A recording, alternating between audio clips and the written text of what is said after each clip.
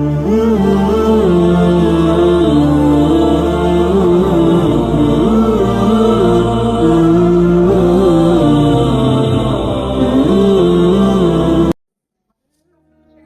আলাইকুম রহমতুল্লাহি ওবারাকাতুহ। বিসমিল্লাহির রহমানির রহিম।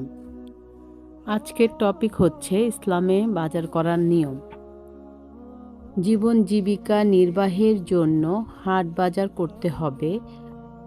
রাসূলুল্লাহ সাল্লাল্লাহু আলাইহি ওয়াসাল্লাম যখন বাজারে যেতেন, অনেক সময় শুধু সালাম দেওয়ার জন্য তিনি বাজারে যেতেন।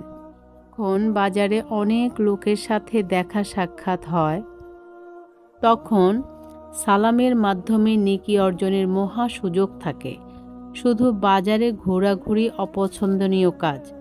রাসূলুল্লাহ সাল্লাল্লাহু আলাইহি ওয়াসাল্লাম বলেছেন, আল্লাহর কাছে সবচেয়ে ভালো জায়গা হচ্ছে মসজিদ সমূহ, আর সবচেয়ে খারাপ জায়গা হচ্ছে বাজার সমূহ।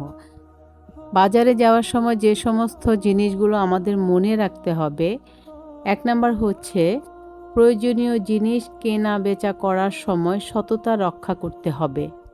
কাউকে ধোঁকা দেয়া বা প্রতারণা করা যাবে না। 2 নাম্বার হচ্ছে ক্রেতা হোক বিক্রেতা হোক, চেনা হোক অচেনা হোক, ব্যাপক সবাইকে সালাম দিতে হবে। 3 নাম্বার হচ্ছে সম্ভাব্য দিনের দাওয়াতি কাজও করতে হবে।